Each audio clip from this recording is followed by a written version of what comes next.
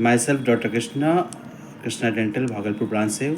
ठीक है, जैसा कि मैंने वादा किया था आपसे कि मैं आज एक वीडियो बनाने वाला हूँ ओरल कैंसर पर, और इनमें मैं कुछ पॉइंट डिस्कस करूँगा जिससे शायद आपको समझ में आया कि ओरल कैंसर होने के पहले आप कैसे बच सकते हैं। तो सबसे पहला शुरुआत करने वाला हूँ रिसेंट एक पेशेंट का जिसको हमने डिटेक्ट किया कैंसर, और जब हमने बोला उसको बहुत बुरा लगा ये बताने में कि उनको कैंसर है, क्योंकि वाइफ और बच्चे छोटे छोटे बच्चे थे, और उनकी वाइफ को जब ये पता चला तो वो काफ़ी रो रही थी। हस्बैंड वो चुपचाप था क्योंकि अब उसको समझ में नहीं आ रहा था क्या किया जाए। तो फाइनली एक पूरा फैमिली होने के कारण हमने उन्हें डायरेक्ट किया, और कम सस्ते में जहां उनका इलाज हो सके या फिर बिना खर्च के जो इलाज हो सके हमने वहां भेजा है। लेकिन हमें लगता है कि एक अच्छी बात है कि अर्ली स्टेज में हमने उसको डिटेक्ट कर लिया।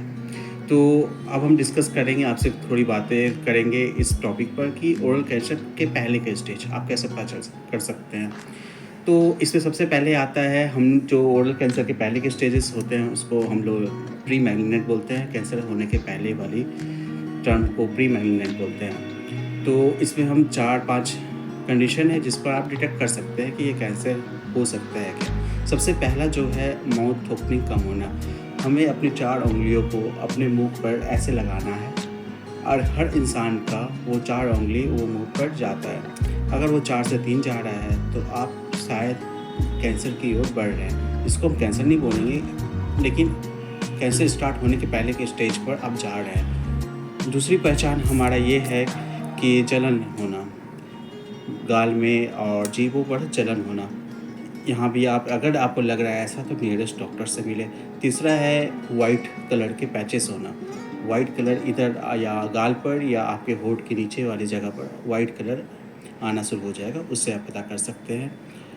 चौथा है टंग रिस्ट्रिक्ट, जिसको हम बोल सकते हैं कि आपकी जीभ प्रॉपर नहीं मूव करेगी, चारों तरफ नहीं जाएगी। और एक और है जो 5th नंबर बोल सकते हैं हम उसको, कि माउथ अल्सर होना। कोई भी मुंह का घाव अगर वो 21 दिन या 1 महीना तक रह रहा है तो आप नियरेस्ट डॉक्टर से मिलें, कंसल्ट करें। शायद वो कैंसर के आने के स्टेज ना हो, पहले वाले स्टेज ना हो, लेकिन चांसेस है। तो अब लोग बोलते हैं कि इसमें खर्च क्या पड़ेगा। तो जो प्री मैलिग्नेंट लीजन होते हैं, जो कैंसर के आने के पहले के लीजन होते हैं, उसका खर्च बहुत कम पड़ता है। कुछ मेडिकेशन के थ्रू ही आराम हो जाता है। अगर वो बायोप्सी पर जाता है तो उसके खर्च बढ़ सकते हैं, लेकिन ज़्यादातर वो मेडिसिन से ही आराम हो जाता है।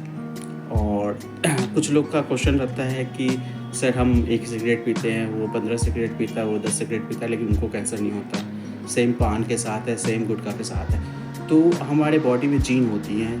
वो जीन किसे कहते हैं? जब हम एक दूसरे से अंतर अलग क्यों हैं? क्योंकि उस जीन के कारण। अब हमको सिंपल भाषा में समझाऊंगा तो वो जीन अगर आपके में मौजूद है तो आपको कैंसर होने के चांसेस कम है। वो जीन आपके में अवेलेबल नहीं है तो आपको कैंसर होने के चांसेस थोड़े ज़्यादा हैं। तो ये आप ये बहाना नहीं कर सकते कि ये बोल नहीं सकते कि वो कम खाता है। वो बुरी चीज़ है, कोई भी खाता है तो कैंसर होगा, तो हो सकता है, किसी को भी हो सकता है।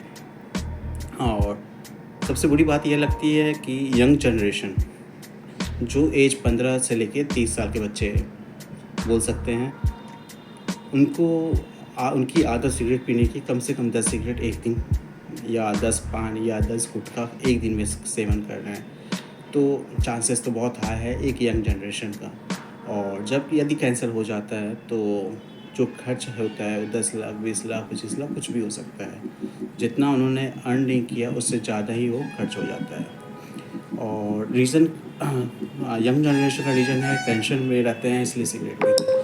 तो मेरा यह मानना है कि किसी भी आप सर्जन से आप पूछें तो उनकी लाइफ का टेंशन आपको समझ में आ जाएगा। जब वो 1000 कोशिश करते हैं तब भी पेशेंट नहीं बच पाता, पेशेंट की डेथ हो जाती है, तो कितना टेंशन होता है। वहाँ पर आपका पेशेंट के आसपास के लोग जो समझ नहीं पाते कि ये डॉक्टर के कारण हुआ है या खुद के कारण हुआ है, लेकिन वो डॉक्टर पर ब्लेम करते हैं। एक क्रिमिनल केसेस होते हैं, कितनी बहुत सारे ऐसी चीज़ें हैं जहाँ टेंशन बहुत ज़्यादा है। तो क्या सभी लोग सिगरेट पीना शुरू करते हैं? तो ये एक बहाना है टेंशन, ठीक है। और क्या ये टेंशन पहले नहीं था? पहले भी लोगों को होता था, लेकिन ऐसा तो नहीं है सभी टेंशन में सिगरेट पीने लगे या गुटखा खाने लगे या पान खाने लगे।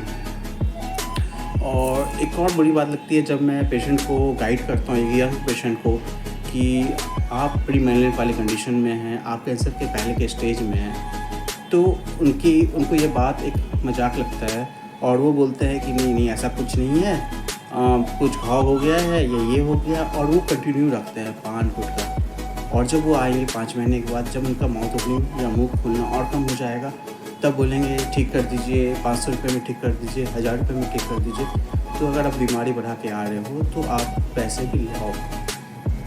और मुझे लगता है कि ओरल कैंसर, जिनको तंबाकू से कैंसर होता है, तो उनके चार्जेस इंडिया में तो करोड़ों रुपये होने चाहिए ठीक करने के, क्योंकि जिस चीज़ से आप ख़राब कर रहे हो, आपको बताया जा रहा है कि इस चीज़ से ये प्रॉब्लम आती है, तब अभी आप सेवन कर रहे हो, तो इसका खर्च कम क्यों किया जाए?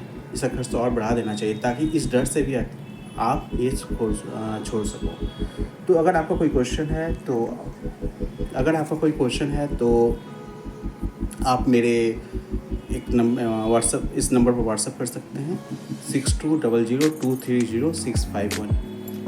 और जितने भी आपको लग रहा है, डाउट है, मैं एक बार फिर रिपीट कर रहा हूँ, मुंह का कम खुलना और मुंह में घाव अगर 1 सप्ताह, अगर 3 सप्ताह या महीना भर रहा है तो, या फिर जलन हो रहा है, या फिर मुंह के अंदर वाइट पैचेस आ रहे हैं, वाइट टाइप के धब्बे आ रहे हैं, या फिर टंग का हिलना, जीभ का हिलना कम हो रहा है, तो ज़रूर इसका इलाज की ओर जाएं, ताकि आप कैंसर के पहले के स्टेज से में ही सब कुछ ख़त्म हो जाए।